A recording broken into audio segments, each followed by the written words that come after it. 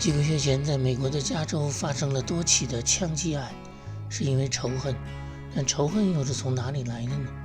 有人说仇恨起源于原始部落，说那个时候的人呢，知道什么是我们，什么是他们，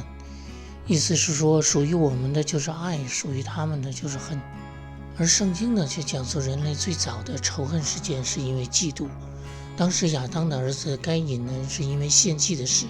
嫉妒他的兄弟，并且把他杀了。但自从亚当吃了那个果子呢，人从此就在魔鬼的权柄之下。魔鬼自己呢，不仅不再需要露面了，甚至他开始隐藏自己了。他将自己的理念、价值观放在人的心里，然后就躲开了。魔鬼的欺骗性制造了仇恨，魔鬼的隐藏性呢，使得无辜的人受害，而伤害又在制造新的仇恨，这就是仇恨的繁衍。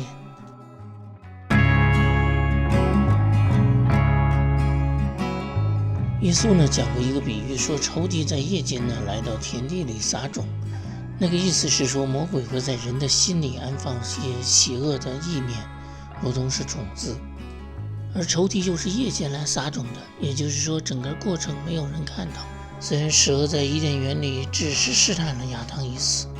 但亚当的选择呢，就好像是接受了那个种子。那来自蛇的生命特点就开始在人类社会中潜移默化地影响人，如同种子携带着它最原始的生命。耶稣在论及魔鬼的时候这样说，他从起初就是杀人的，不守真理，因为他心里没有真理。他说谎是出于本性，因为他本来就是说谎的，也是说谎人的父。谎言的力量呢，是可以扭转人的观念的。圣经中的该隐呢，杀了亚伯，是因为亚伯献的祭物被上帝悦纳了，而该隐的没有。这是我们知道的，但是我们不知道的呢，是魔鬼在该隐的心里到底撒了什么样的种子，使得这个上帝所做的事转变为亚伯的错，因而该隐极为愤怒。愤怒往往使人失去理智，杀人就是一种十分不理智的行为。创世纪的31章讲述上帝祝福雅各所做的，使得属于雅各的羊群呢越来越多。于是拉班的儿子们有这样的话：雅各把我们父亲所有的都夺了去，并借着我们父亲的得了一切的荣耀。魔鬼将一种扭曲的种子放在人的心里，使得上帝出于他的怜悯做的祝福的事情，在人嫉妒的情绪下所看到的是雅各是掠夺者，这就是在制造仇恨。经文说，雅各见拉班的气色像他不如从前了。由此我们也不难理解，在该隐的故事中，不仅仅是他的嫉妒，而更是他的观念被扭曲了。他认定亚伯是掠夺者，所以制造了仇恨，杀了亚伯。同样在今天的时代呢，上帝按照他的应许将土地还给以色列人，但他们同样被看作是掠夺者。我想魔鬼的欺骗呢，影响最广泛的一种就是偏颇的解读。在现代社会，这种偏颇的解读也是比比皆是。不久前听到一则新闻说，国内的一家大企业呢裁员，而且说是裁掉的都是些老员工，但有人呢却振振有词地说，这是为了给社会上更多的年轻人创造就业机会。我就开始怀疑这样的解读。一个公司的决定呢，往往都是从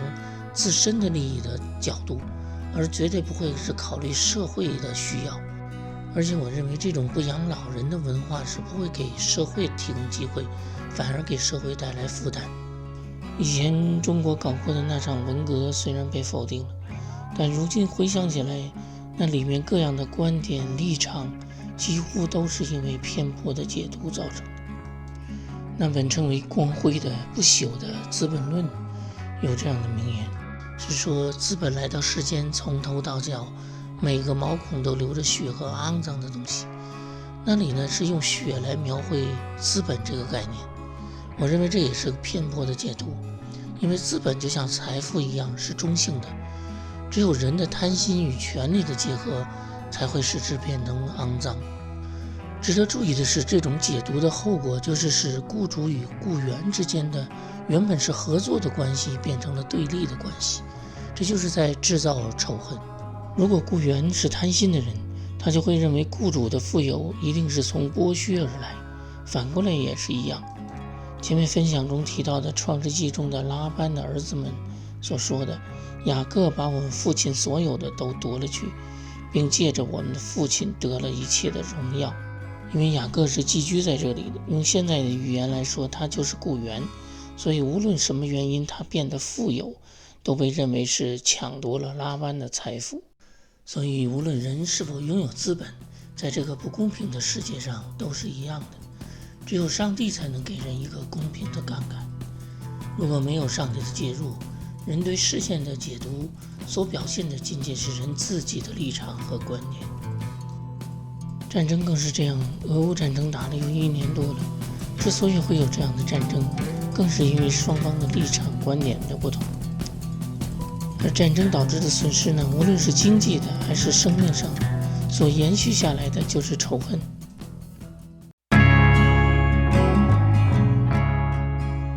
魔鬼的谎言的一个特点是偏颇的解读，而这种解读呢，会常使仇恨落在无辜者身上。创世纪中有一个法老的护卫长波提乏妻子引诱约瑟的一段故事。由于当时约瑟不从，经文是这样说，